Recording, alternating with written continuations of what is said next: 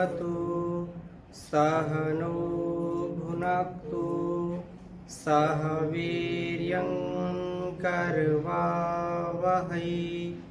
तेजस्विनावधीतमस्तु मा विद्विषावहै। ओम शांति शांति शांति। उपनिषद सुधा की इस कक्षा में आप सबका हार्दिक स्वागत है, अभिनंदन है। हम लगातार ईशोपनिषद के मंत्रों का स्वाध्याय कर रहे हैं और उस ईश्वर के स्वरूप के विषय में हम 8वें मंत्र का स्वाध्याय कर रहे थे। आगे चर्चा करने से पहले एक बार पुनः हम पिछले मंत्रों को दोहराते हैं जिससे हमको स्मरण हो जाए जल्दी। ईशावास्यमिदं सर्वं यत्किंच जगत्यां जगत् तेन त्यक्तेन भुञ्जीथा मा गृधा कस्य स्विद्धनं कुर्वन्निवेह कर्माणि जिजीविषेशतं समाः एवं त्वयि नान्यथेतोऽस्ति न कर्म लिप्यते नरे असुर्यानाम ते लोका अन्धेना तमसावृताः तास्ते प्रेत्यापि गच्छन्ति ये केचात्मनो जनाः अनेजदेकं मनसो जवीयो नैना देवा आप्नुवन् पूर्वमर्षात् तद्धावतो नन्यतेति तिष्ठत् तस्मिन्नपो मातरिश्वा दधाति तदेजति तन्नेजति तद्दूरे तद्वन्तिके तदन्तरस्ते सर्वस्य तदु सर्वस्यास्य बाह्यता यस्तु सर्वाणि भूतानि आत्मन्येवानुपश्यति सर्वभूतेषु चात्मानं ततो न विजुगुप्सते यस्मिन् सर्वाणि भूतानि आत्मैव भूद्विजानतः तत्र को मोहः कः शोकः एकत्वमनुपश्यतः सापर्यगाशु क्रमकायमवर्णम् अस्नाविरं शुद्धमपापविद्धम् कविर्मनीषी परिभू स्वयंभूर्याथा तथ्यतोऽर्थान् व्यदधात् शाश्वतीभ्यः समाभ्यः। इस मंत्र का हम स्वाध्याय कर रहे हैं और ईश्वर के स्वरूप का बहुत ही स्पष्टता के साथ और बहुत ही सरलता के साथ वर्णन किया गया है। हम एक एक शब्द का स्वाध्याय कर रहे हैं और निश्चित रूप से जिज्ञासा भी बढ़ रही है कि उस परमपिता परमेश्वर का इतना महान स्वरूप है, हम उसको जान करके अपने जीवन में आनंद को पाएं। क्योंकि बिना किसी वस्तु के या किसी जिस वस्तु का हमारे जीवन से घनिष्ठता के साथ संबंध होता है उसको हम जब तक परिचित नहीं होते उससे, जब तक उसका गुण नहीं हम समझते हैं तब तक उससे लाभ नहीं ले सकते हैं। हमको गुण उसका समझना पड़ता है, उसका कर्म समझना पड़ता है, उसका स्वभाव समझना और जानना पड़ता है, तब जाकर के उसके प्रति हमारा विश्वास जागृत होता है। तो हम उस परमात्मा के स्वरूप को यहाँ पर समझने का प्रयास कर रहे हैं, यद्यपि उसको समझा नहीं जा सकता है क्योंकि वो सीमा से रहित है। फिर भी जितना भी यहाँ पर उस ईश्वर का स्वरूप यहाँ पर दर्शाया गया है उसको समझ करके हम बहुत कुछ ज्ञान अर्जित कर सकते हैं। ये कहा था कि सपर्यागा शुक्रम अकायम, शुक्रम अकायम अवर्णम अस्नाविरम शुद्धम अपाप विद्धम। एक एक शब्द को हम पुनः देखने का प्रयास करेंगे कि वह परमात्मा सपर्यागात अर्थात वह परमात्मा प्रत्येक कण में विद्यमान है, वह सर्वत्र उपस्थित है और शुक्रम शुद्ध स्वरूप है, तेजस्वी है, जगत का निमित्त कारण है। अकायम, वो काया रहित है, शरीर व अवतार रहित है। अवर्णम, घाव रहित तथा दुख रहित है, किसी प्रकार का उसमें घाव नहीं है, कोई व्रण नहीं है। अस्नाविरम, बिना नस नाड़ियों का है, वह शरीर धारण नहीं करता, वह नस नाड़ियों के बंधन में कभी नहीं आता है, नस नाड़ियों के बंधन में दूसरों को भेजता है, तो स्वयं बंधन में आता नहीं है। और यह जब शरीर ही नहीं है तो नस नाड़ियों में आने का कोई प्रश्न ही नहीं है, और कोई घाव उसको हो ऐसा भी नहीं है।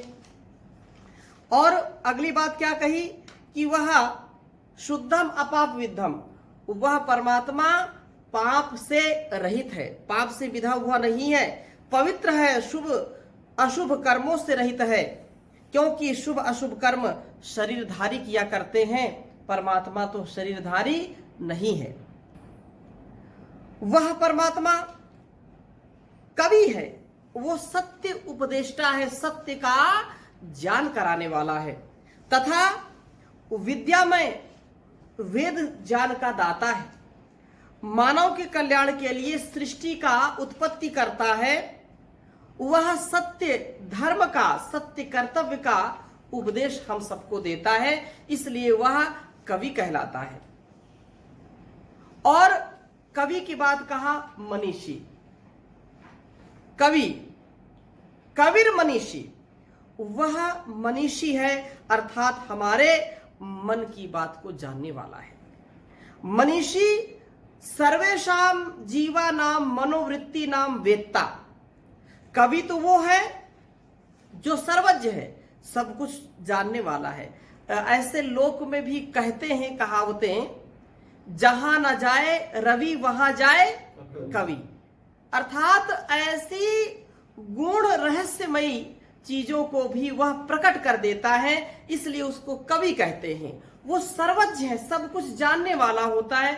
जैसे हम एक वस्तु को देखते हैं, हमारी दृष्टि उसके प्रति कुछ विशेष नहीं होती है, लेकिन उसी चीज को जब कोई कवि देखता है तो ऐसा वर्णन करता है कि एक ही वस्तु पर वो बड़े बड़े ग्रंथों को भी रच देता है, इतना उसका सामर्थ्य होता है। ऐसे ही वह परमपिता परमेश्वर सब कुछ जानने वाला है, वो सर्वज्ञ है, इसलिए उसको कवि कहा। और सत्य धर्म का, वेदों का उपदेश करने वाला है हमारे लिए।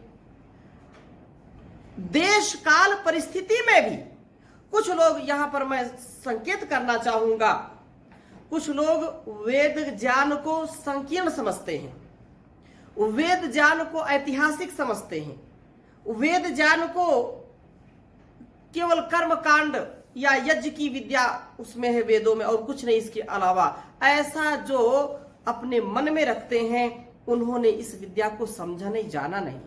सृष्टि की प्रत्येक जो स्थिति है, हमारे व्यवहार की जो स्थिति है, वो बीज रूप में सभी विद्याओं का सार है वेद।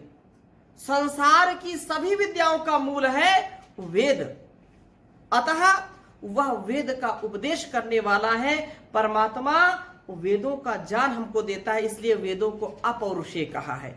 किसी मनुष्य का ऐसा सामर्थ्य नहीं है कि वेदों का ज्ञान स्वयं करके वो लिख दे वेद। तो ये भ्रांति हमको नहीं मन में रखनी चाहिए कि मनुष्य ने वेदों को अपने जो है मस्तिष्क का परिचय देते हुए उन्होंने लिख दिया, ऐसा बिल्कुल नहीं है। वेद ईश्वर के द्वारा प्रदत्त महान ज्ञान है, और वो पवित्रतम ऋषियों के हृदय में उतरा, और इसके बाद फिर हम सबको इस रूप में मिलता है।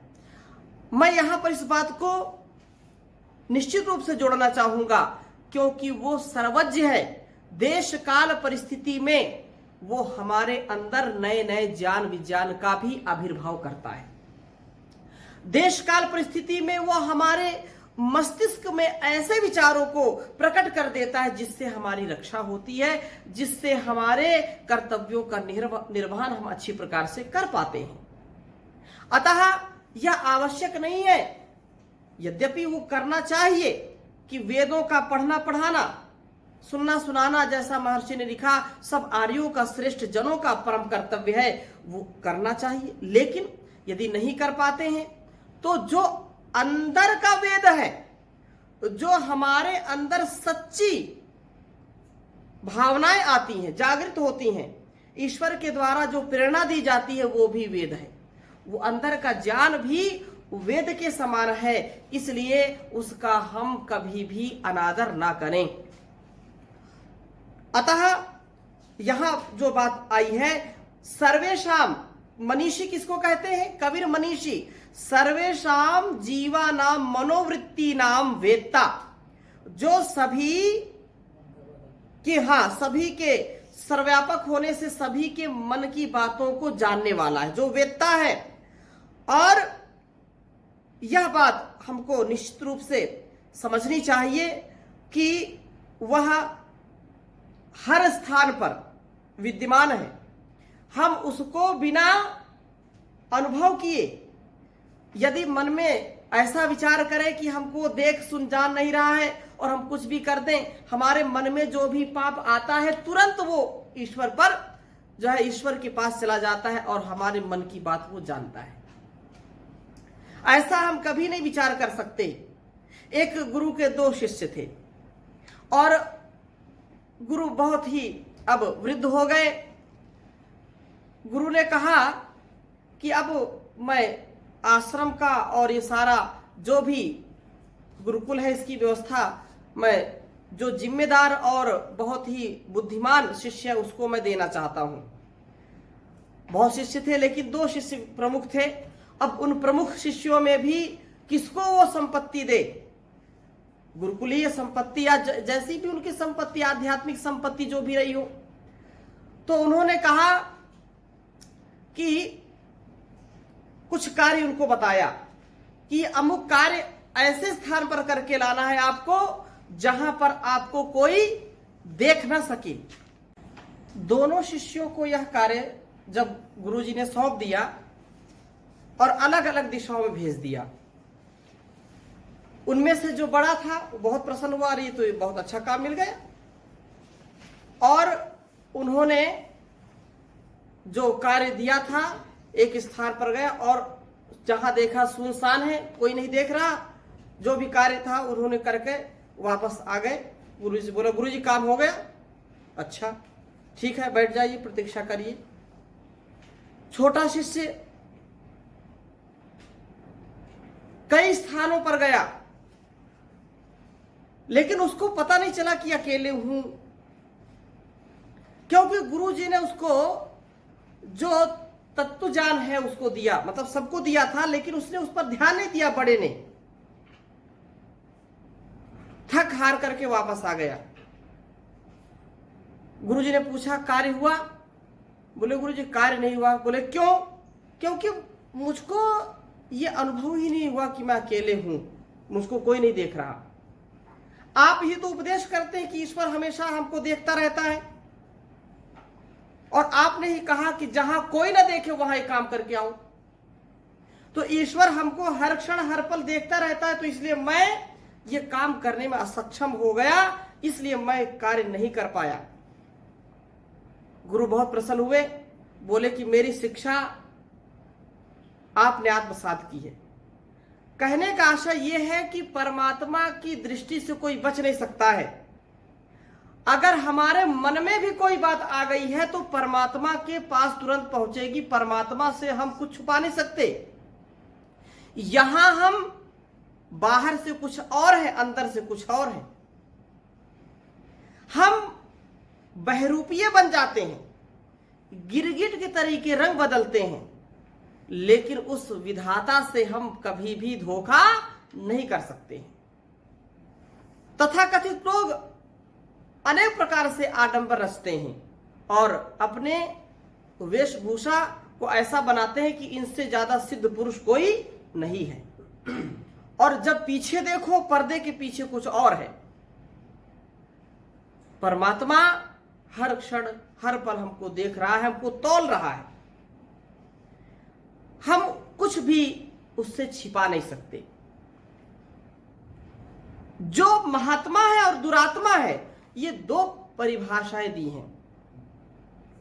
कहा कि मनस्य अन्यत वचस्य अन्यत कर्मण्य अन्यत दुरात्मा नाम मनस्य एकम वचस्य एकम कर्मण एकम महात्मा नाम, कि जिसके मन में, वाणी में और व्यवहार में भिन्नता है, मन से कुछ दूसरा विचार करता है और बोलता कुछ दूसरा है, कहता कुछ दूसरा है और करने का काम दूसरा करेगा, ऐसा व्यक्ति ही दुरात्मा कहलाता है। और महात्मा कौन है, सज्जन कौन है?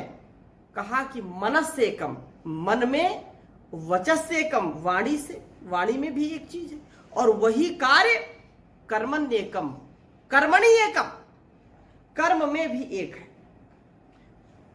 मनसा वाचा कर्मणा इसीलिए कहते हैं कि जो मन में विचार किया वही बोला है, और जो बोला वही किया है, जिसके कथनी और करनी में कोई भेद नहीं होता है। तो परमात्मा से हम कुछ छुपा नहीं सकते। मन में इसलिए कहते हैं कि मन में भी हम विचार करें तो बहुत ही ज्ञानपूर्वक विचार करें, क्योंकि वो मनीषी है, हम उससे कुछ छुपा नहीं सकते हैं। और जब जब छुपाया है और किसी ने पूछा है तो हम ग्लानि से भर जाते हैं कि हम तो किए हैं काम को, और हम प्रकट कर रहे हैं कि नहीं किया है। कोई जाने ना जाने, ये मेरी आत्मा जानती है कि मैंने क्या किया है, मैं कितना पतित हूं, कितना मैंने लोगों को सताया है, कितना लोगों की हिंसा की है, ये दूसरा नहीं जानता, मैं जानता हूं। इसलिए दुनिया का कोई माई का लाल आपको जान नहीं सकता, क्योंकि सबसे ज्यादा जो आपके निकट है वही आपको जानता है। अपने आप को जानने का प्रयास हम करें तो परमात्मा को कहा कि वो सर्वेषाम जीवानाम वृत्ति नाम वेत्ता अस्ति, वो सबकी मनोवृत्तियों को जानने वाला है, अतः उसको मनीषी कहते हैं। और अगली बात क्या कही कि वह मनीषी के साथ साथ परिभू का तात्पर्य यो दुष्टान पापिनः परिभवति तिरस्करोति सह, जो पापियों को, जो दुरात्माओं को दंड देता है, उनका तिरस्कार करता है, उसको परिभू कहते हैं। वह परमात्मा परिभू है, सबसे महान है, सर्वत्र व्याप्त है, अतः उसको परिभू कहा। वो खुदा है, खुद आया हुआ है और जर्रे जर्रे में समाया हुआ है, उसको कहीं खोजने की जरूरत नहीं है, वो स्वयं विद्यमान है, वो सर्वशक्तिमान है। और अगली बात कही स्वयंभू, वो स्वयंभू, स्वयं और भू सत्तायाम, जिसकी स्वयं की सत्ता है, जो स्वयं सत्ता वाला है, उसको किसी का सहारा नहीं चाहिए। इसलिए कहा कि कभी उत्पन्न जो नहीं होता है और अपने जगत उत्पत्ति आदि कार्यों को करने में वह स्वयं सामर्थ्यवान है, किसी की सहायता जो नहीं लेता है, किसी की अपेक्षा नहीं करता है, वो स्वयं सक्षम है, वो स्वयं सारे छोटे से छोटे और बड़े से बड़े कार्यों का करने वाला है। इसलिए उस परमात्मा को स्वयंभू कहते हैं। स्वयंभू तात्पर्य यह है अनादि स्वरूपो यस्य संयोगो नोत्पत्तिर वियोगेन विरासो माता पितरौ गर्भवासो जन्म वृद्धि क्षयौ च न विद्यन्ते। हम सबके माता पिता हैं, बिना माता पिता के कोई जन्म ले सकता है क्या? नहीं ले सकता है। अथवा बिना कारण के कोई उत्पन्न नहीं हो सकता। यदि वृक्ष हुआ है तो उसका बीज जरूर होगा। अब इसमें तर्कशील लोग कह देते हैं कि कहीं कहीं बीज नहीं होता है, तो कैसे नहीं होता? बोले कि उसकी कलम लगा देते हैं। बोले बीज नहीं है, कलम लगा दिया, तो कहीं ना कहीं से तो कलम आई है, कभी ना कभी तो कुछ ना कुछ कारण रहा है, तभी तो वृक्ष आया है। मिट्टी से जन्म लिया है, मिट्टी तो उसका कारण है। लेकिन परमात्मा का कोई कारण नहीं है। हम सबके माता पिता हैं, माता पिता कारण है, तथा जब जन्म ले लिया है तो हमारा जन्म होने के बाद हमारी वृद्धि होती है और क्षरण भी होता है। लेकिन परमात्मा इससे बचा है, न उसका जन्म होता है, न उसकी वृद्धि होती है, न उसका क्षरण होता है। इसलिए उसको जो है स्वयंभू कहा है, अनादि स्वरूप है। उसका कोई आदि नहीं है और उसका कोई संयोग नहीं है। हमारा या जो भी हम देख रहे हैं सब संयोग से उत्पन्न हुए हैं, बिना संयोग से कोई उत्पन्न नहीं है। जहां संयोग है, संयोग से जहां पर जीवन है या संयोग से जो वस्तु बनती है, इसका तात्पर्य जब वियोग होगा तो वो चीज नष्ट हो जाएगी। पंच तत्वों से हमारा शरीर बना है और पंच तत्वों के बाद यदि इसमें थोड़ा सा भी डिसबैलेंस होता है, असंतुलन होता है, तो ये नाश को प्राप्त हो जाता है। जो भवन बना है, बड़े बड़े मकान बने हैं, बड़ी बड़ी दुकान बनी है, वो सब किसी न किसी सम्मिश्रण से बनी हुई है। और जब उसमें जंग लगता है, उनकी जो है लोहे से बनी कोई चीज है या सरिया सीमेंट, जब उसमें क्षरण होता है तो वो भवन भी धाराशायी हो जाता है, क्योंकि वो जो एक सम्मिश्रण और बहुत ही जो मजबूती से चिपकने का तत्व था वो धीरे धीरे क्षरण को प्राप्त हो गया। तो कहीं देखो तो बहुत सारी दीवारें बिल्कुल अपने आप चिन जाती हैं, धीरे धीरे वो खोखला बन जाती हैं।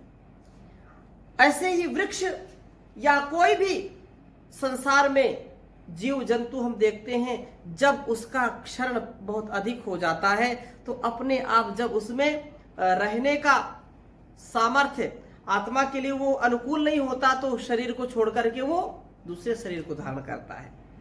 तो कहने का आशय यह है कि परमात्मा संयोग से सारी चीजों को बनाता है, लेकिन स्वयं संयोग और वियोग से प्रभावित नहीं है। न उसका कोई संयोग है, न उसका कोई वियोग है, इसलिए उसको स्वयंभू कहा है।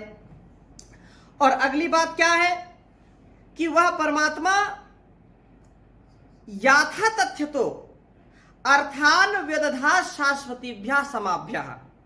इसको थोड़ा सा समझने का विचार करते हैं कि यथार्थतया अर्थान, जो वेद द्वारा सर्वान पदार्थान, सभी पदार्थों को विशेषण अदधात विदत्ते, शाश्वतीभ्या सनातनीभ्यो अनादि स्वरूपाभ्यः स्वरूपे स्वरूपेणोत्पत्ति विनाश रहितिभ्या प्रजाभ्या। इसको मैं हिंदी में बताता हूं कि वह परमात्मा हमारे द्वारा किए हुए कर्मों का याथा तथ्य जैसे को तैसा फल देने वाला है।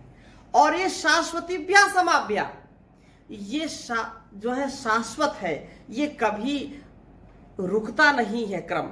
वह परमात्मा शाश्वतीभ्या है, सदा से चली आ रही जो जीव है, जो प्रजा है, उनको याथा तथ्यता जिसके जैसे कर्म होते हैं उसी प्रकार का अर्थान भोग योनि देता है। सति मूले तद विपाको जात्यायुर्भोगा, निश्चित रूप से उत्पन्न करता है। इस कार्य में किसी की वह सिफारिश नहीं सुनता है, उसके यहां कोई रिश्वतखोरी का कार्य नहीं है। तो ये परमात्मा के स्वरूप का जो वर्णन किया है बहुत ही सुंदर वर्णन है। और क्योंकि परमात्मा के एक एक कार्यों की यदि हम गणना करें तो हम कर नहीं सकते। एक अणु से लेकर के, तिल से लेकर के ताड़ तक, एक मिट्टी के कण से पहाड़ तक, सब उसका ही बनाया है। इसमें किसी का कोई सहयोग वो लेता नहीं है और वो स्वयं इतना शक्तिमान है, हमेशा हमारे समक्ष विद्यमान है, लेकिन हम उसकी खोज नहीं कर पाते हैं। ये हमारी कमजोरी है, हम परेशान होते हैं। ये इंसान तभी परेशान होगा जब परमात्मा का ध्यान नहीं करेगा, उसका गुणगान नहीं करेगा। और प्रत्येक जो परमात्मा स्थूल सूक्ष्म कारण शरीर से रहित है, प्रत्येक जीव 12 प्रकार के मनों से युक्त होता है, क्योंकि परमात्मा को कहा कि वह जो है शुक्र रूप है, वह अकायम है, अवर्णम है, अस्नाविरम है, शुद्धम अपाप विद्धम है, लेकिन हम इस कैटेगरी में नहीं है। जो जीव है, जो शरीरधारी है, वो 12 प्रकार के दोषों से या 12 प्रकार के मनों से सदा युक्त रहता है। महर्षि मनु जी बहुत ही अच्छा श्लोक लिखते हैं, उपदेश करते हैं कि ये 12 प्रकार के जो दोष है या मन है, उनमें क्या है? स्थानाद, बीजाद, उपष्टंभाद और निस्पंदनाद, निधनादपि कायम आधेय शौचत्वात् पंडिता ह्या शुचिम विदुः। कि परमात्मा जब जीवों की रचना करता है तो निश्चित रूप से स्थानाद का तात्पर्य क्या है? मल मूत्र सहित माता पिता का जो संसर्ग होता है, और मां के गर्भ में जब बच्चा आता है तो निश्चित रूप से वो मल मूत्र रूपी जो पेट है गर्भाशय में, और क्या है? मलमूत्र गंदगी ही तो है। और इस प्रकार से वो जो है उदर गर्भाशय, इस प्रकार शरीर की उत्पत्ति का जो इस शिशु की उत्पत्ति का जो स्थान है वो क्या है? मलमूत्र है। तो मल से युक्त है कि नहीं? गर्भाशय कोई पवित्र चीज है क्या? मलमूत्र ही तो है। आचार्य शंकर लिखते हैं कि जब मनुष्य का जन्म हो जाता है तो वो भूल जाता है, लेकिन जब गर्भ में आता है तो वहां प्रार्थना करता है जीव कि हे परमात्मा, मुझको जल्दी से इस नरक से बाहर करो। उल्टा लटकना पड़ता है और मलमूत्र में रहना पड़ता है। कौन रहेगा? तो वो बार बार प्रार्थना करता है कि पुनरपि जननम पुनरपि मरणम पुनरपि जननी जठरे शयनम यह संसारे खलु दुस्तारे कृपया पारे पाहि मुरारे भज गोविंदम गोविंदम भज मूढ़ मते। जब मां के गर्भ में आता है, 9 महीने उल्टा लटकता है, तो बड़ा उसको पश्चाताप होता है कि ऐसा क्यों लालच किया, इस जगत के सुख की क्यों कामना की। यहां तो बड़ी कठिनाई है। हे परमात्मा, इस बार आप जो है मुझको क्षमा कर दीजिए, और अब मैं जन्म लूंगा, पूरे जन्म आपको, पूरे आयु, पूरे जीवन भर आपका नाम जपूंगा और मोक्ष की प्राप्ति करूंगा। क्योंकि बार बार जन्म लेना, बार बार मरना और बार बार फिर मां के गर्भ में आकर के उल्टा लटकना, ये बहुत खल दुस्तारे, ऐसा ये सागर है कि बड़ा बड़ा जो है कठिन है। इसको तैरना या इसमें तर जाना बहुत कठिन है। हे जो है परमात्मा, मुर नामक दैत्य का वध करने वाले, आप मेरी रक्षा करो। खल दुस्तारे कृपया पारे पाहि मुरारे। हे परमात्मा, हे गोविंद, इस अपार संसार सागर से मुझको इस बार बचा लो। लेकिन जब आता है तो फिर वो भूल जाता है, बेहोश होकर के अपने जीवन को जीता है और बार बार फिर जन्म लेता है, बार बार फिर मरता है। तो ऐसी स्थिति में हम ना रहें, तो पहला जो मल है वो क्या है? स्थानात, मलमूत्र के बीच में रहना 9 माह। और दूसरा क्या है? बीजात। जो बीजात का तात्पर्य क्या है? इसका कारण उपादान, माता पिता का रुधिर, आर्तव और वीर्य, ये भी गंदगी, कोई इसको पवित्र नहीं समझेगा। तथा उपष्टंभात, खाए पिए के रस से बढ़ता है। निस्पंदनात्, शरीर के छिद्रों से नित्य प्रति मल झरता रहता है। ये निस्पंदन होता है। जितने भी द्वार हैं, इनसे कोई अच्छी चीज निकलती है क्या? आप कल्पना करके देखिए। इसकी चर्चा मैं और अगली कक्षा में करूंगा। बहुत अच्छा प्रसंग है और ये हमारे यथार्थ जीवन के लिए है। ऐसे बहाने से इस तत्व ज्ञान को हम सीखें और अपने जीवन को अच्छी प्रकार से जीने का। इसका तात्पर्य ये नहीं कि कोई बिल्कुल बैरागी बंद करके निकल जाए। इसका तात्पर्य यह है कि जिस उत्तरदायित्व को हम निभा रहे हैं उसमें हम ज्ञानपूर्वक, विवेकपूर्वक अपने उत्तरदायित्वों का निर्वहन करें और अपने जीवन को सफल करें। तो आज की कक्षा को यहीं पर विराम देते हैं, शेष चर्चा अगली कक्षा में करेंगे। ओम शांति शांति शांति।